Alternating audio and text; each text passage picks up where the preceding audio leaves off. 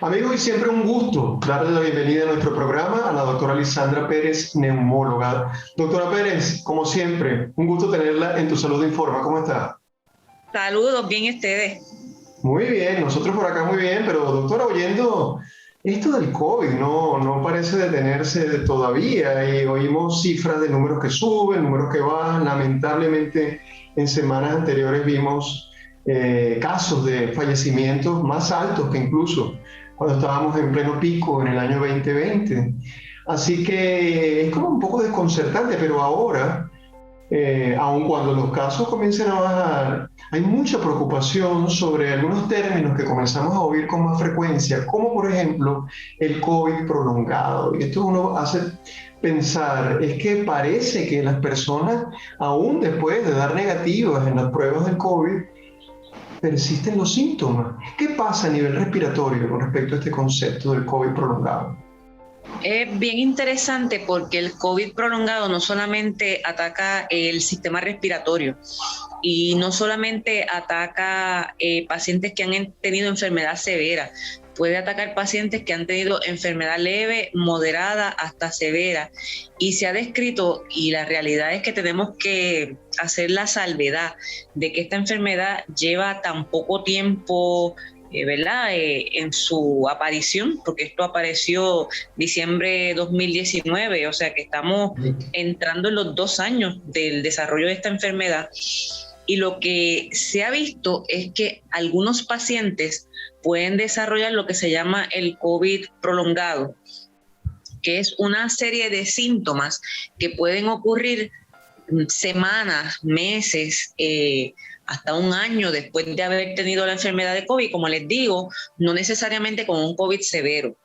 Por ejemplo, a nivel respiratorio, los pacientes pueden tener falta de aire, fatiga al esfuerzo, tos.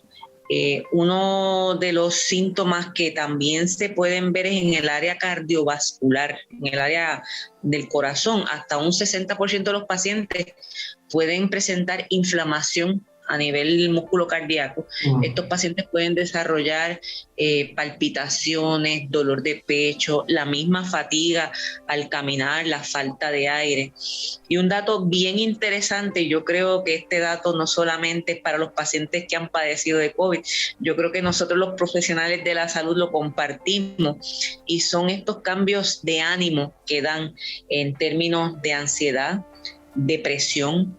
El paciente con COVID, no solamente el que llega al hospital, el que está en la casa se tiene que aislar, y al uno estar aislado pues desarrolla temor, ansiedad, depresión, y si a eso le ponemos, ¿verdad?, el factor de estar en un hospital aislado, donde no podemos estar con nuestros seres queridos, donde el contacto humano es bien escaso, porque sí hay contacto humano, pero tenemos que cuidarnos tanto de esto que es tan contagioso, que causa una preocupación, una ansiedad, un temor, y los pacientes pueden desarrollar trauma, un estrés postraumático secundario a la misma enfermedad.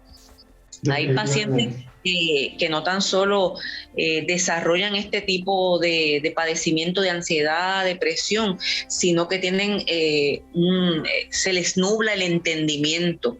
Eso está bien descrito con el COVID, que su proceso de razonar, su proceso de concentrarse no es el mismo que antes de la enfermedad.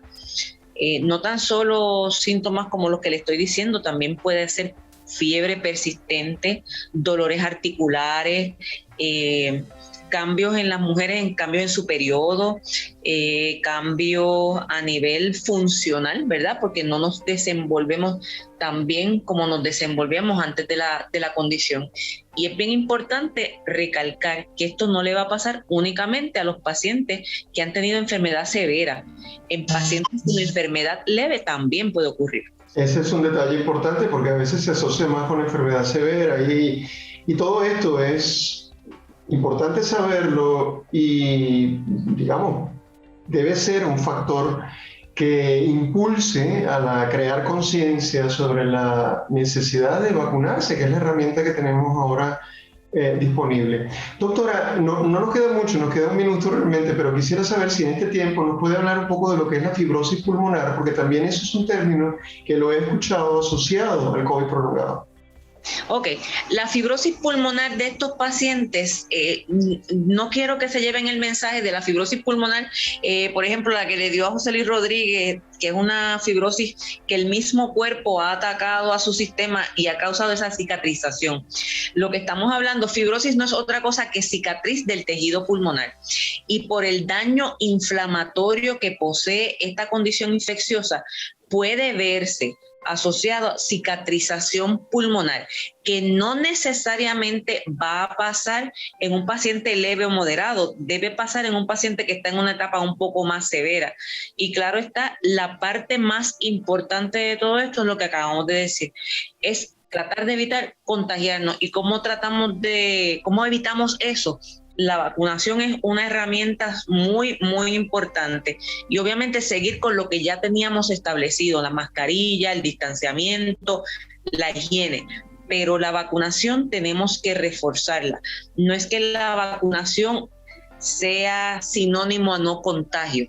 La vacunación es sinónimo a disminución de severidad, disminución de hospitalización y sobre todo disminución de mortalidad. Eso es lo más importante, doctora. Clarísimo su mensaje. Como siempre, doctora, muy agradecido por haberla tenido en este programa, en este espacio.